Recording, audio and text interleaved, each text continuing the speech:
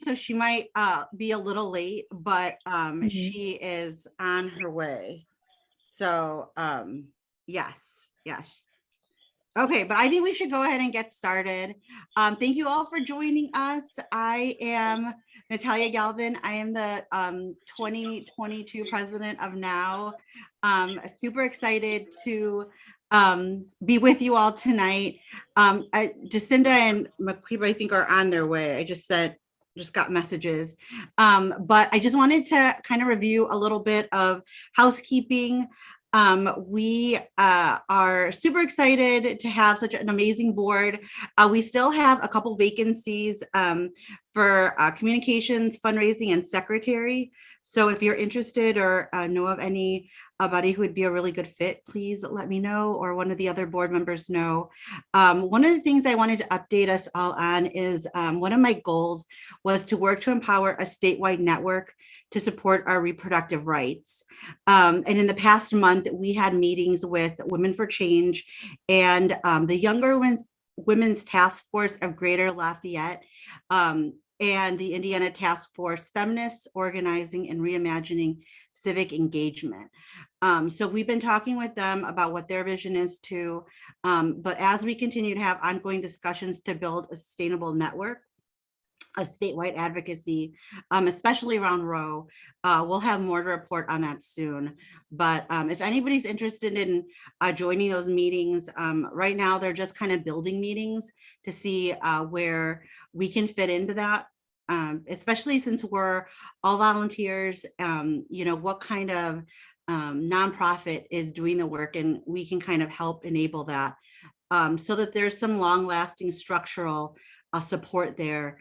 And it's, each year we're not reinventing the wheel, especially when it's going to be such a hard, and it is a hard state legislature that we're up against. So if you have any interest, please connect with me. I'm going to put a link in the chat with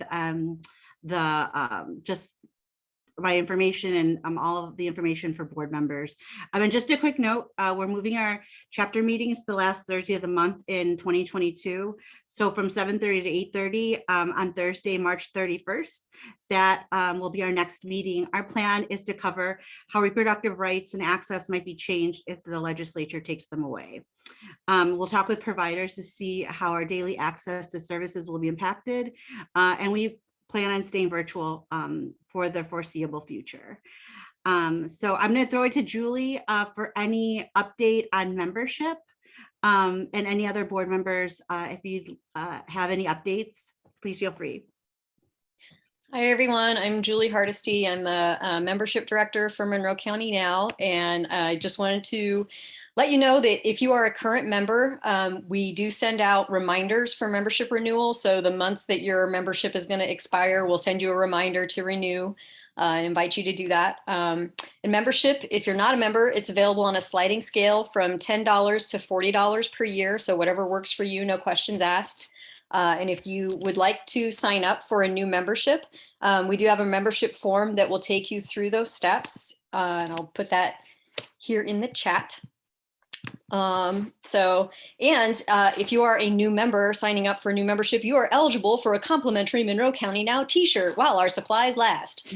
Mandy Yates is our treasurer, has our current supply, but we can do our best to hook you up with a t-shirt if that works for you. So you can contact me or Mandy to inquire about that. And as always, I will go ahead and add in my email for any membership questions. Please contact me if you would like to learn more. And that's all I have. Thank you. Awesome. If there's no other updates from our executive board members, then I'm going to throw it to Shruti to start our presentation and introduce our panel. Great. Thank you so much. I see Jennifer has a question. Totally forgot. So hi, everybody. I just wanted, as legislative action, I just wanted to give everybody an update of some of the things that are happening in our state house. Okay.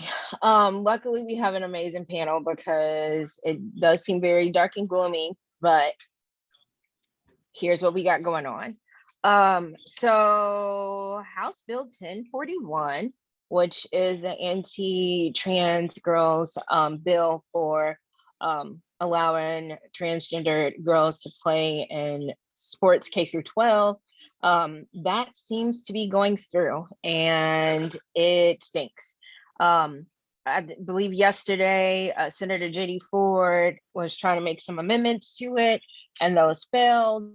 And yeah, so that seems to be very scary. And it seems to be that it's going to be on track for vote. And they have to vote by Tuesday or it fails. And I really, really hope it does fail. However, I wouldn't hold my breath with the current state legislator that we currently have. So just keeping the pressure on people as much as possible. And then stay tuned, because there will be some action steps for that, because we believe that to effectively make change, you have to follow where the money goes. And so we have to see all of these legislators and see where their money is coming from, and let's follow where they are. So that's number one. Number two, the H Bill 1182 to make school board races partisan did not advance for now. So that is something that is good. But again, it would not surprise me if it didn't come up in the next session. Just got word today from Moms to Me in Action. The permitless bill continues to keep coming up every single session, every single time.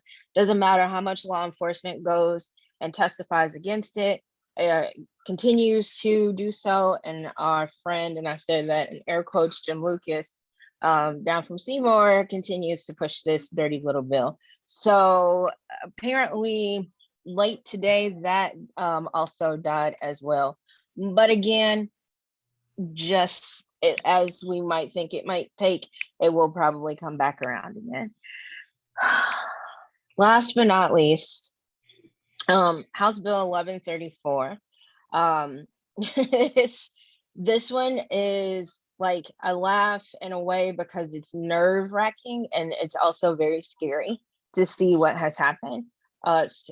State Senator Eddie Melton from Gary tried to also yesterday make amendments to say, okay, well, if we're gonna have this bill, let's make a requirement so that Black history is a required teaching as well. And guess what happened? They shut it down. So that's okay to say no to that, but it's okay to do the other things where you can opt out of history. Didn't realize that that's something that we could do, but apparently only in Indiana. So these are very, very, very, very, very important bills. So if you have a moment, definitely make sure that you contact your state reps. We know we have an amazing state rep with Matt Pierce and State Senator Shelley Yoder, who will continue to fight, but they can only do so much. But let's just continue to put the heat on and do what we can. But I just wanted to provide those updates because what is happening is definitely very, very scary as well. So yeah. And that's all. Well, thank you for that update. And I guess that's more motivation and energy, both to listen to the people who are doing the amazing work that we have here today, but also, I guess, the difficult path forward. And I also wanted to, let me introduce myself briefly, just because I see that there's a couple of new people. So I'm Shruti Rana. I'm the vice president of NOW, and I'm going to be the moderator for today. But I first wanted to thank Natalia for putting together this amazing panel, as well as the bios and questions and all of that. Okay, so this panel, our panel is called Celebrating Incredible Black Women Leaders Working for Change, and we just got an amazing description of why we need all the change that we need going forward. So this is, we as Monroe County Now, we honor Black History Month, although we celebrate women of color all year round. We're really grateful for the privilege of being joined by the incredible women on our panel today, doing exceptional work in our community and beyond. So our guests tonight are City Clerk Nicole Bolden, Monroe County Councilor Jennifer Crossley, Maqube Reese is here as well. There you are. I see you. Who's a commissioner, and Jacinda Townsend, who was on our school board until just recently. So let me do some brief bios, and then we'll move to the questions. So we have them in alphabetical order. So we'll start with Nicole Bolden, our Bloomington City Clerk, who has been actively involved in public and political service for over 30 years. Nicole received both her undergraduate and law degrees at IU in Bloomington, and currently serves as the Indiana Democratic Party as the Deputy Chair for Cities and Towns, President and co-founder of the Monroe County Black Democratic Caucus, and the co-chair of the Good Trouble Network, the national organization for Black LGBTQ+ and SGL elected officials. And I understand you're there now, participating in an event. She's also served or serves on the board of directors for the Indiana Stonewall Democrats, the Community Kitchen, Foundation of Monroe County Community Schools, the Community Advisory Board for WTIU,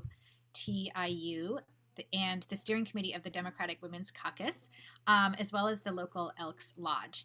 In 2015, she was the first Black woman elected to citywide office and is the only Black LGBTQ+ SGL woman to hold elected office in Indiana. In 2019, she was also a member of the Hoosier Women Forward inaugural class and is also the proud mother of 2 daughters, Tegan and Zora. So thank you so much for joining us today. Our next panelist is Jennifer Crossley, who currently serves as the Monroe County Councilor for District 4. She made history, just like Nicole, with her appointment to the council in December 2021, so just literally days ago, as the first Black person to serve on the county council. Prior to this, she served as the chair for the Monroe County Democratic Party from January 2019 through December of last year, and also made history as the first Black person to serve in this role. Jennifer now serves as the Vice President of Legislative Action for Monroe County Now, so is one of our own, and was also on the steering committee on the Democratic Women's Caucus in 2018. She has also served as membership chair and vice president of Monroe County Now, and also I just mentioned she serves as the VP of Legislative Action. She's also part of the Bloomington chapter of Moms Demand Action Against Gun Violence, the Monroe County Black Democratic Caucus, Bloomington chapter of the NAACP, and a member of the Democratic Women's Caucus. Also a proud member of Alpha Kappa Alpha sorority. So I'm feeling like this is such an amazing list of community activities. Our next panelist is Maqube Reese, who is the founder and CEO of Tribe Consulting LLC. Maqube is also an associate director for the Kelly Office of Diversity Initiatives at IU. She holds a Master of Science in Social Work from IUPUI, the School of Social Work, and a BS degree from IU Bloomington. She is also an adjunct assistant professor in the Educational Leadership and Policy Studies Department at the School of Education, currently at IU. Currently, her work includes anti-racist training for Kelly staff and students, as well as overseeing community involvement in both local, state, and federal levels. She curates brave spaces, engages with her clients, and seeks innovative ways to retain top talent and amplify voices. She's served as a speaker at IU Bloomington, IUPUI, and Wayne State University, and most recently presented at the Community Disruption and Reinvention Strategies Targeting the Roots Division of the American Bar Association Dispute Resolution Conference. Maqube also serves as vice president of the NAACP Monroe County branch and is a member of the Board of Public Safety, which is how I got to know her, in Bloomington. And above all, is a fierce advocate for mental wellness, education, and equitable, inclusive communities. Our next panel is Jacinda Townsend, who is a mom novelist and a former member of the MCCSC Board of Trustees. She is the Helen Zell Professor of Fiction at the University of Michigan and is the author of Saint Monkey, published in 2014, which won the Janet Heidegger Kafka Prize and the James Fenimore Cooper Prize for Historical Fiction. It was also the 2015 Honor Book of the Black Caucus of the American Library Association. Her second novel, Kif, I hope I pronounced that properly, will be published by Grey Wolf Press this summer. And her third novel, James Loves Ruth, is represented by Alice Spielberg. Jacinda grew up in South Central Kentucky and took her first creative writing classes at Harvard, where she earned her BA, and at Duke, where she earned her JD, and later received her MFA from the Iowa Writers Workshop and was a Fulbright Fellow to the Côte d'Ivoire. I'm not sure if I pronounced that right. I haven't taken French. This is, as we said, an incredible lineup of panelists. So I'm going to start by posing a question, and maybe we can start off by giving everyone a chance to answer maybe in alphabetical order. And then for the next questions, anyone who wants to anyone who wants to answer can jump in. I just want to give everyone an initial chance to speak.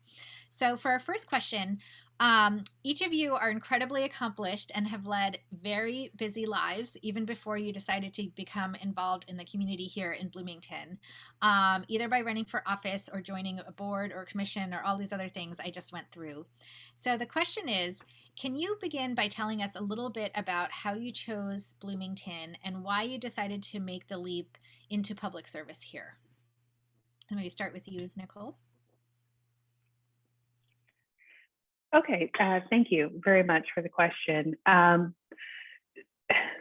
So I came to Bloomington in part because my family had moved to Bloomington. I grew up in Iowa and planned on going to school in Iowa, and just through a series of events, my family moved to Bloomington. So I came to Bloomington and went to school, fell in love, met my daughter's father, and we moved away. But when the time came to decide where we wanted to be, after we were away in Georgia and Texas for a while, I said, I want to go back to Bloomington. So it was a very deliberate choice because I wanted to be in Bloomington, raising my kids, and have that sense of community around me. I love Bloomington.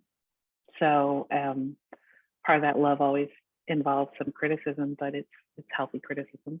So that was where I wanted to be. So we chose Bloomington, and I decided to become more active in terms of public service and actually run for office because I reached that point where I wanted to do more. And I was lucky to be in a space where I could actively see how I could have a direct impact in our community. So finishing up with school, working in the clerk's office, and having an opportunity to run for office was also a wonderful chance to actually give back to the community in a way that I could actually see, and it's tangible and it's frequently immediate. So that was what I wanted to do. Thank you so much.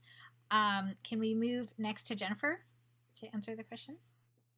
Yeah, so I originally am born and raised in Gary, and I came through Bloomington via Indiana University and decided I was going to go to school here, and then I graduated, and then I met a really cute guy that eventually turned out to be my husband. And we did not think that we would be here as long as we did. But shortly after he graduated in 2006, we were expecting our first child. So there were lots of different things that, we decided to stick around for just a little bit. I actually was going to go to grad school before I found out that I was pregnant, was gearing up for everything, and then just decided to put that on hold for a little bit. And then everybody always says when you have a child here in town, you need to make sure that you leave before your child hits kindergarten, or else you're going to be stuck here. So by the time our oldest Sydney was in kindergarten, there was another one that was here, and then there was another one that, if you didn't see, that just kind of popped out of nowhere. So so that's how I ended up deciding to stay here in Bloomington. And I think the reason why we continue to stay, which also leads into, why did I take a leap into public service, is I didn't see a lot of folks that look like me in certain positions. And so, we're fortunate to have, Clerk Bolden. We are also very fortunate to have Clerk Brown and, just so many other fabulous Black people here in town. And it's like, oh, I want to see what they do. And, just decided to continue to push forward and see how I can challenge myself just a little bit. So not only did I leap into it, I think I just kind of dove right into it and just kept going. So I feel like that's the story, and I'm still swimming like Dory and trying to continue to keep my head above water. And yeah, that's where I'm at. Thank you. We'll move next to Maqube. Hey everyone, my name again is Maqube. I go by she, her, hers pronouns. Thank you so much for this invitation. I'm so happy to be here. And I wanted to say, I appreciate and love and value my name so much. So my name is split up from all my aunts. So MA is from Melinda, QU is from Queen Esther, and BE is from Betty. And my middle name is from my aunt as well. So I say that because public service was ingrained in even who I am. So my mom weaved together all of my aunt's names, and I basically have all of their, I basically have the legacy of holding on to these powerful women who have contributed to our community. And so I would say, and I'm sure the rest of the panelists could agree too, is like, I would say for me, public service started before I got to Bloomington. And so it was ingrained in me to get involved because that's where safety is. So I know as a Black woman how I identify as a Black woman, knowing that my number one thing is ensuring that I feel safe, and community involvement to me means safety. And so my mom and dad had 13 kids together. I guess they were in love. So I'm the youngest of the 13, and my mom was heavily involved in Fort Wayne, is where I'm from. And she instilled in me, like, Maqube, when you get to a new location, get involved, one through a church or through City Hall, so you can immerse yourself in the community. And so I got here in 2010 for my undergraduate experience through the Group Scholars Program. And then my sophomore year, Eric Love, who used to work at IU, got me connected to Beverly Calendar Anderson. And through that connection, I was able to just kind of immerse myself in the community of Bloomington and get to know more about Bloomington. Then I was also connected to my church, City Church for All Nations. And so I would say that safety is the reason why I decided to get involved in the community. And I wanted to mirror kind of like what Jennifer mentioned, is that I wanted to make sure that representation was there. If I didn't see representation, I decided to put that on my my task list, is to get involved so that young people could also be inspired. Thank you so much. And I wanted to say, I'm sorry, I did not mean to do this intentionally. Nicole was very instrumental in my time while I was interning with Beverly in Safe and Civil City. We had some long talks, so shout out to you, Nicole. Yeah, so thanks. Thank you. Jacinda? Thank you, Shruti, and thank you to Natalia for inviting me and assembling this August panel. Happy to see everyone here. So I first initially moved to Bloomington, actually, not ironically, but coincidentally, this is a strange coincidence. I moved to Bloomington for the schools. I got a job offer at IU, and we were living in rural Illinois, and it was just a no-brainer. I hated the schools in rural Illinois, and I was like, oh, look at all these programs that MCCSD has, and there was a nice Montessori, and I'm like obsessed. I'm cult of Montessori because I went to a Montessori school. So it was, just a no-brainer to come to Bloomington. And then when I got here, we sort of fell in love and actually became bloomerangs, because I taught at the University of California for a couple of years and came back just for Bloomington, like moved back to Bloomington with no job, just to be back in Bloomington. So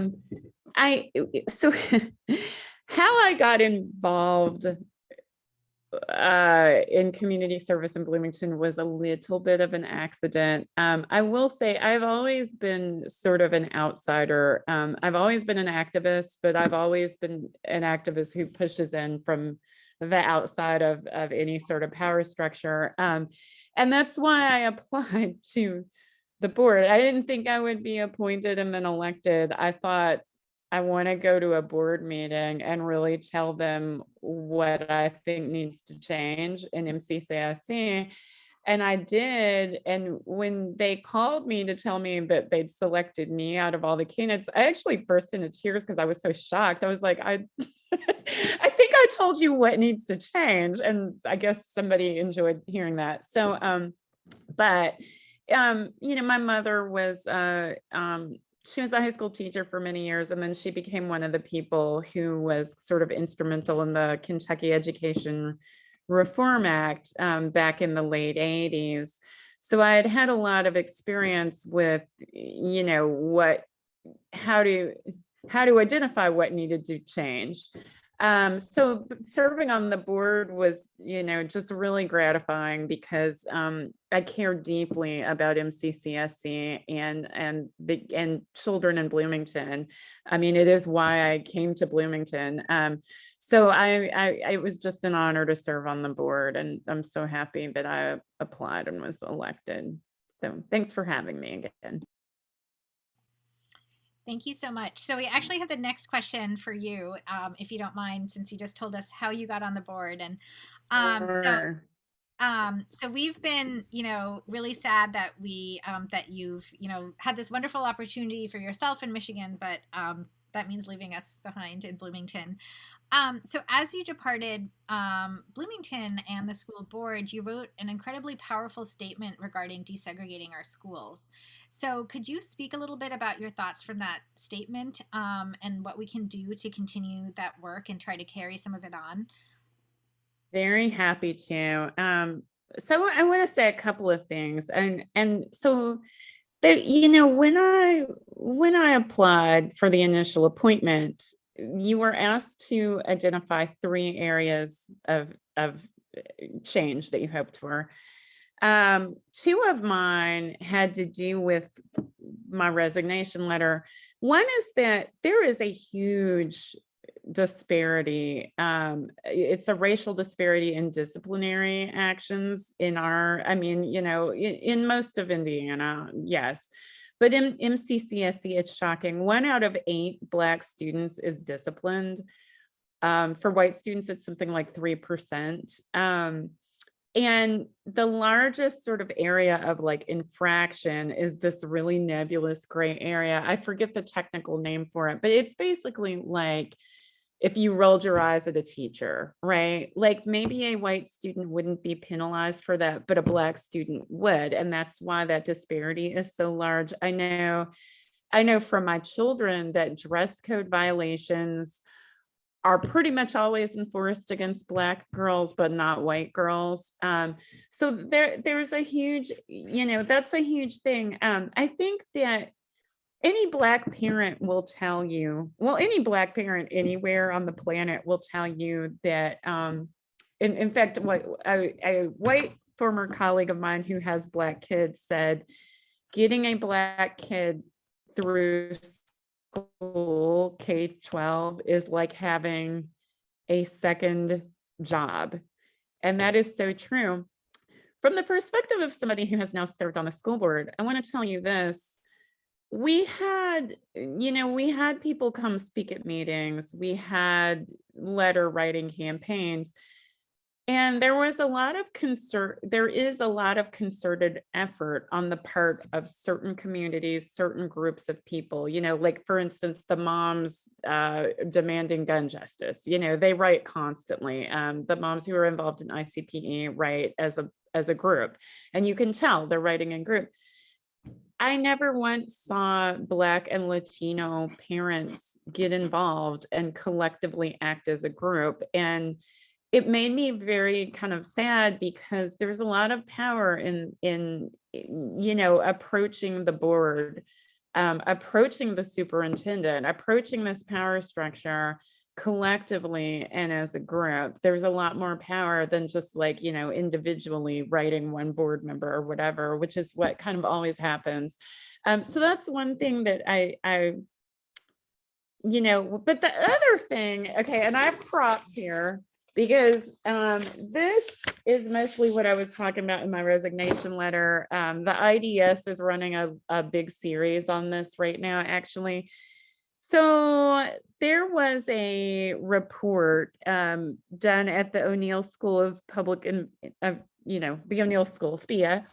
And what it was about was redrawing school catchment zones to create greater equity.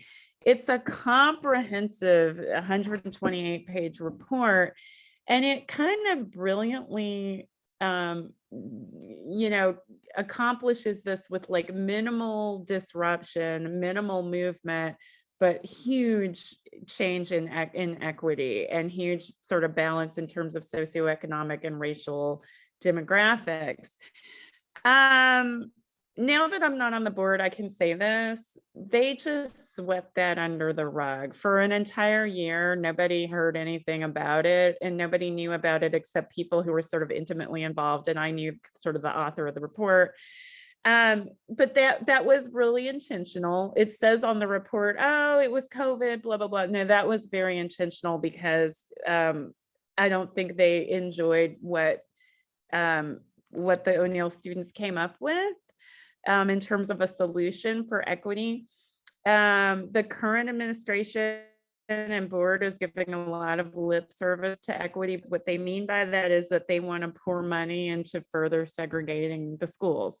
So they want to say, oh, there's this program at Fairview and this program at Templeton. Meanwhile, the class sizes at those schools with the greatest number of both minority and free and reduced lunch populations, the class sizes are far larger than the class sizes at other schools.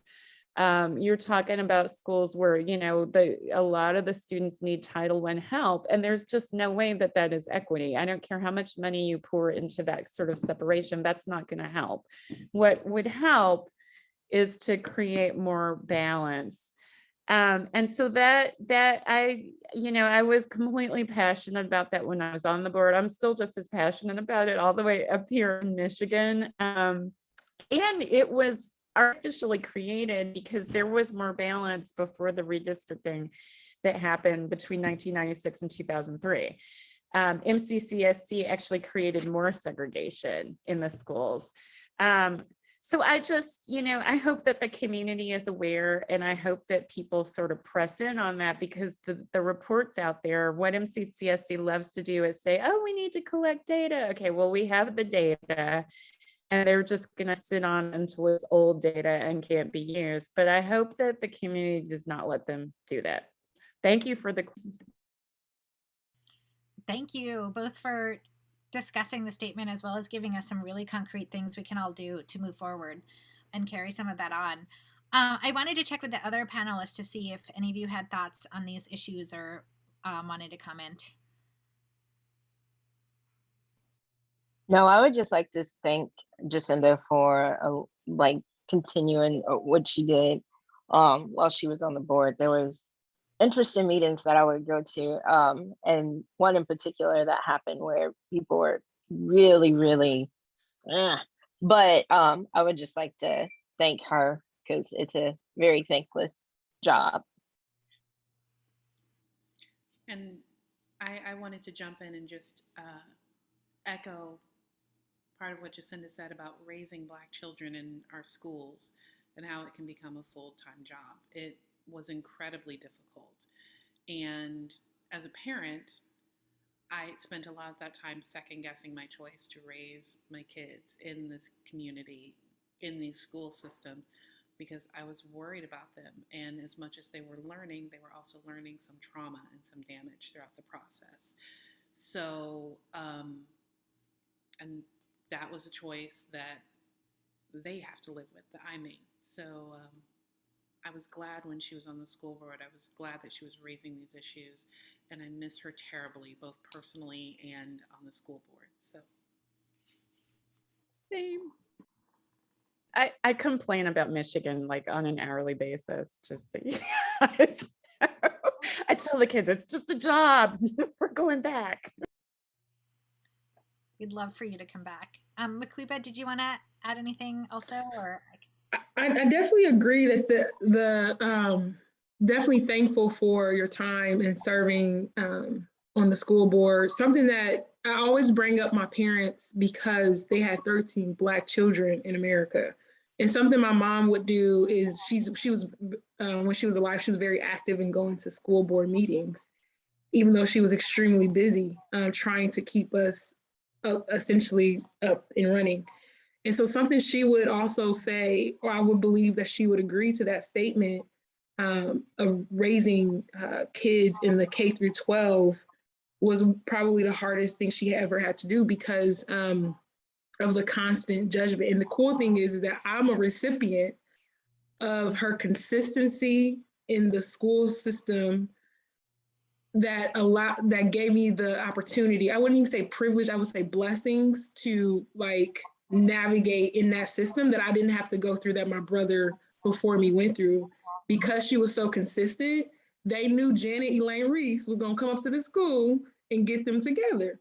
And so I just really appreciate, I really appreciate individuals that give back to our school system because it's no joke. It's just no joke. So yeah, I would agree to that. Thank you. So I'll actually, Maqube, if you don't mind, start with you for the next question. Sure. Anyone who'd like to jump in. So the question is, one criticism of local city and county boards and commissions is that some of the boards and commissions are not diverse, neither race, age. What are some of your thoughts about representation in our community? And specifically, how can Bloomington and Monroe County governments do better with appointments or with engaging marginalized communities? I can think of several criticisms, to be completely honest. I think the number one criticism that I would say here is that Bloomington perceives in Bloomington, there's a perception that Black people in Bloomington are monolithic. So if one person says something, then it means it's everyone that is of Black race or people of color race. And I think that there's this fear to get to know additional voices because it's too much work for white individuals in our community to actually do that or get to know more people of color. And so I think that that's my number one criticism. I was thinking about that question, but I think that I don't know if it's a fear or if it's just like not wanting to put in the work to get to know more people, because there is so many more. I always bring up, we have a Crane Naval Base, and I'm not sure if people are for them or not, but within that naval base, there's a chapter called Blacks in Government.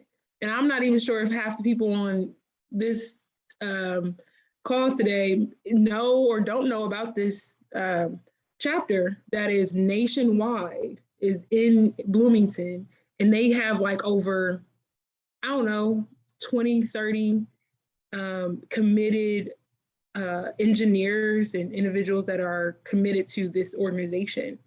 And I'm just like, it's just, to me, I'm just like, it's a whole sea of us.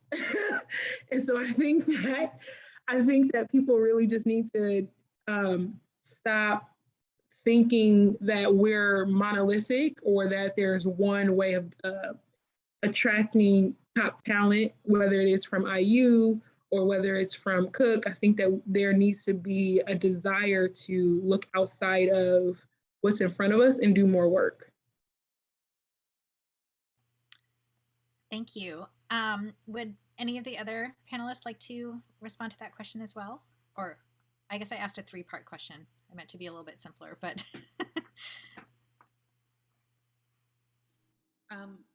Or Jennifer, were you about to say something? Nope, you go ahead. Well, when I was first elected, there were only 2 Black elected officials in Bloomington. One was my mom, and then it was me. And so my fear was looking around, there just weren't a lot of Black elected officials. There weren't any other marginalized communities who had any representation. And looking at our boards and our commissions and our entire political process, people aren't engaged and they don't know that they can be. But when they do get engaged, they frequently get shut out or pushed back. And we saw it even with Jacinda, who came onto the school board, who had wonderful ideas, and she was getting a great deal of pushback from her colleagues. So what we can do better about is not only getting people involved, but supporting them once they're there. And I think I might be brushing on some other topics, but part of it, I recognize that we can do better and trying to reach out and maybe not overloading. And I think Maqube referred to it a little bit, but not overloading the same voices that we see over and over again, because it got to the point where I would go somewhere and I knew that I would see Maqube. I knew that I would see Jennifer Crossley. I knew I'd see William Jose. I knew I'd see certain faces that I always see Natalia Galvin at everything, because she is Superwoman. But when you go to these spaces and you keep calling on the same people over and over again, they also burn out, so they can no longer pull in other people. So it is a much bigger question with a lot of different approaches, but bottom line, I know we can do better. I don't know that I found the perfect fix for it, so I just kind of keep plugging away in one little corner where I can. So, and Maqube, thank you for mentioning the Blacks in Government chapter. So I just became a member, so I had to give a shout out. I'll add it to your bio for next time. If I could add quickly just to that point, just to kind of echo Nicole and Maqube, yes, there are the same, you tend to see the same Black faces and all of those things. And yes, we are definitely burnt out. But I often think that sometimes the same faces are also looked at to bring more of us to these types of organizations. And it almost in a way kind of gives me like when I was getting involved in a lot of different things, it almost made me feel like, well, damn, am I here because people truly see me and see what I'm all about and what I could potentially bring? Or am I here because I feel the organization's quota, so to speak? And, I almost felt very tokenized in a way. And, I was reassured by some people like, no, that's not the case. Like, we're really trying in our efforts. And I appreciate that. Yes, I'm not your token. But, it's trying to make sure that these organizations actually, it's the outreach and the genuine effort that goes along with it. Instead of just, oh, we're here and we're this great group of people and we really want to have, I often say that about, sometimes political offices and, the party. If we continue to say we're a big tent party, how can you be the big tent party if you don't have people within that party? Well, within the tent, you have to go where people are and you have to have those genuine efforts and you have to do that work yourself. It cannot be the same faces that you see to be up to them to be like, you know what, you're going to invite those women. I want to see you come out. Let's when you see me, then you'll see the other women. No, these are relationships that I have worked for. These are relationships that I have established. It is time for you to establish those. And once those relationships have been met and they have actually been met with genuine efforts, then I do feel like you can start to see more people be active, engaged, and involved. So I think for us, or to me in general, it has to be a genuine effort and you have to meet people where they are, and stop tapping on the same 5-6 people, because with COVID, we're all burnt out. And so there's a lot with that. Thank you. Jacinda, did you want to? Sorry. that was me. Sorry. Did you? Okay. Can I'd like to add just a little bit more to that too. I would also piggyback off of what was said by both Nicole and Jennifer about this idea of pet to threat syndrome. I don't know if everybody heard of it or not. Let's go ahead and look that up if you haven't. So this happens when I'm reading it off, but this happens when women, typically Black women, are embraced and groomed by organizations. You're ready to get us together. And then it demonstrates high level of confidence and it excels, but then becomes a threat because of the amount of influence that you have. And so I've seen it, and I'm just gonna be blunt. Jennifer, I hope you don't mind. Talk your talk. Okay. For example, when Jennifer was the Democratic president, whatever the title is, I'm sorry, sis, you know I love you. She was groomed for that position, prepared for this position. Look, Dana got off, she put her video on. She know exactly what I'm talking about. She was groomed for this position, and she got so much backstabbing from people that groomed her for the position. And that's what we do in Bloomington. It's like, yes, we want you to be up front. We want you to do this. And then when you become influential and you're actually doing your part and you're participating in this political sphere, that does not mean we need to immediately become a threat, okay? So I think that that's something that we really have to address in this community, is that Black women deserve to be in this space and take up as much space as we want to without feeling like we have to have all of our ducks in a row at every single time, being perceived as an angry Black woman, being perceived as hostile, or being perceived. Yes, we have those emotions, but I think that I think Nicole brought it up, if you're going to bring us to the table, be prepared to know that we're going to eat. We want to eat at the table. We don't just want to come to the table. We're going to eat at the table. We're going to bring our own food, whatever we want, to this table as well. And so be prepared for that. I don't want to eat non-seasoned. I'm not saying everybody's like that. I need some seasoning, okay? So I want to make sure that I'm able to eat what I want to eat at the table as well. So that's something that we really got to pay attention to, is that if you bring us to this table, we want to eat at this table and stay as long as we want to, and not be pushed out because there's a perception of being a threat. I think that was amazing. And I can say, I feel like I've seen that happen. The second that someone accesses real power is the moment when you just see it. And it's so blatant and so obvious. So thank you for sharing that. So I guess I'll turn to another controversial issue. Monroe County Now was very proud to advocate around local issues this past year. Natalia talked about some of them earlier in the meeting, including supporting our county clerk, who is our first elected Black county clerk, in her efforts to get the tools she needs to run a fair and safe election. And we saw other elected officials and others treat her in a manner that was, just appalling. So do you, and this is directed to everybody, do you find that you, I guess this builds on what Maqube just said, do you find that you are supported in the community in your current or past roles, or how can our community do better? And maybe just starting with your current roles, because that's something that we can all do now, right? How can we come out and support you? I guess I'll start. I'm at this point in my life where I don't care if no one supports me or not. I know that I will be okay. I know that I'm supported here, but I'm just like, I don't care. I have no filter. Life is too short. But I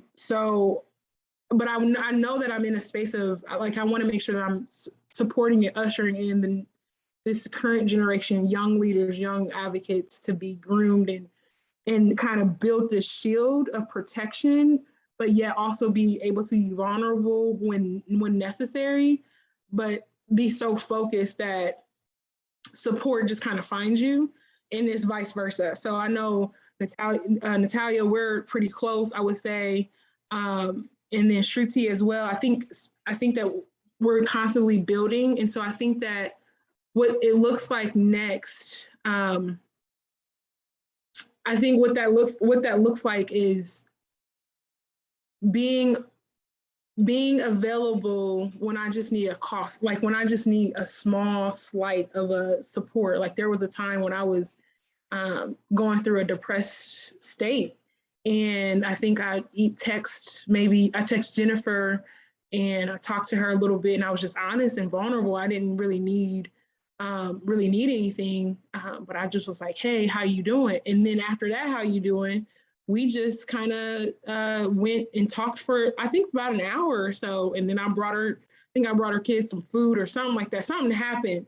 And it's just the small things for me is the most important at this moment. I hope I'm answering the question, but I think the smallest things is the small moments to me are what makes a big impact. I think people often want, I appreciate the support and like, what is it that you need? How can we, the small moments are what I crave, because that means you really value me. You don't value what I can give you, but you value me as a person.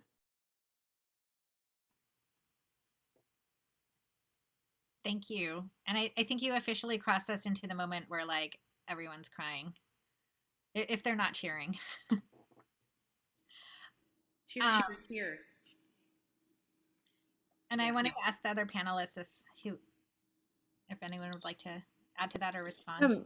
Can I go ahead and respond? I hate this. I have to lead a workshop in a few, so I'm gonna have to hop off early. So I'm gonna kind of combine a little bit the answers to some of the other questions into this. But I think, like, one thing that happened to me over and over again when I was on the board is that, and I'm going to try not to be specific, but where there's some contentious hot issue, I would find out secondhand that, members of the community had maybe asked someone else, a different board member, why I had voted such and such and so and so, and no one would come to me. Like, no one would ever come to me and ask. And I think that in terms of, supporting community support, that was one thing that just chapped my cheeks. Is that, it's like, this sort of like, it's almost like not quite being believed. So I had to have my sort of positions and decisions examined through some other lens. And that leads me into, because I know one thing that you wanted to talk about is that, what are the strengths and weaknesses and challenges in terms of diversity, equity, inclusion regarding the institutions that I serve. In MCCSE, it's just so glaringly obvious that we have almost no people of color in any position of leadership there, which means that, when we talk about hiring Black teachers, hiring Black principals, hiring Black staff, that just keeps falling on deaf ears. And we keep being told, oh, Black people won't come to Bloomington and we have to recruit them from outside. When the truth is, MCCSE passes over so many qualified candidates of color just all the time. And again, I'm not going to get into specifics, but you can see that from top down. And I'm sure you know what I'm talking about. So, yeah. Thank you. And while we're all paused, I did want to say we're also taking questions from the audience and chat, just to remind everyone, as well as these questions. Would anyone? I was just going to say, I think one of the hardest things to see is when we have somebody who's been elected to do a job. Since we started talking about our county clerk. So she was elected to do a job. She's a member of her professional organizations, because there are professional organizations for county clerks and I can also speak about being a city clerk, where I'm part of 2 different organizations just for municipal clerks. So I think one of the hardest things is not trusting the expertise of those who are in those spaces, um, and questioning them. And it kind of goes to what Jacinda was talking about. But there are frequently times when in our roles we are saying this is what needs to be done, or this is how it is, or in our space as a Black woman or a Black queer woman saying this is the experience, and there's no trust, and it has to be validated or confirmed with somebody else. And that, I think, is one of the hardest things to see happen to other colleagues or to myself.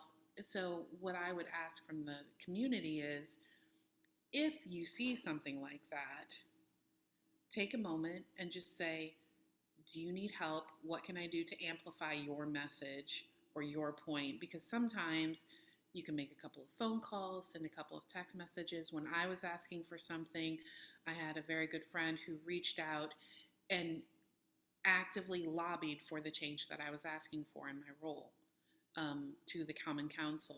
Oh, the friend again is on this call. Thank you, Natalia.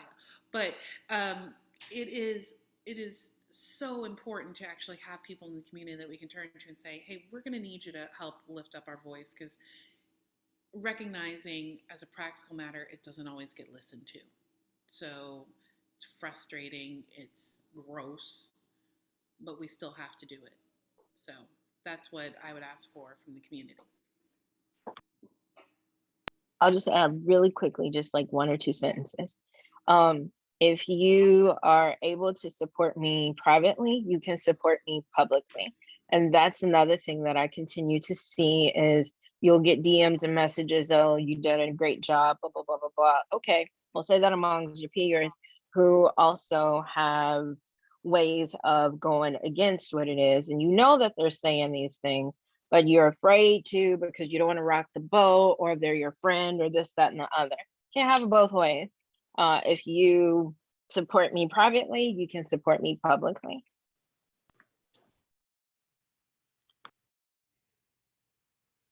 Thank you. And I know we're a minute over, but I just wanted to ask if anyone wanted to have the last word, or you did a nice job of combining the last couple of questions, actually, which I appreciate, because I was feeling bad about not having read off the last couple. I don't want to feel like I have to have the last word, but I just wanted to say, I think another thing that helps is building coalitions. So if we can somehow have a coalition of like a liaison from one organization or commission go and represent in a larger coalition, I think that that's going to be the most powerful way to know what's going on. And it's amplifying each other. So coalition building is going to be really important.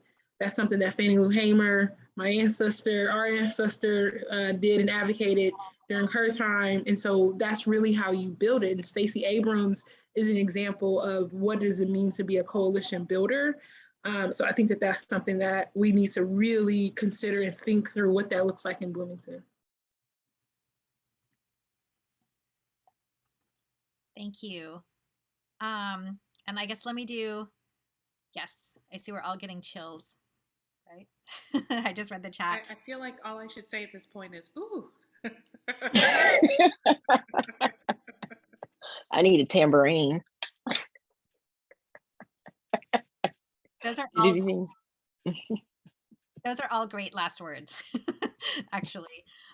So we do have to wrap up since it's the end of our hour in meeting, but I just wanted to thank all of you again. This was really incredible, and it's just it's inspiring and motivating to hear about all of your experiences and all of your advice.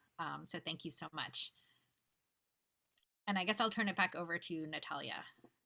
Yep. Thank you all so much. Just like was said, just incredible discussion. I know, like, I can do more, and have a lot of things to think about. So thank you so much for your time tonight. I just put in the chat, I have unstable internet, so I'm sorry I cut out a little bit ago.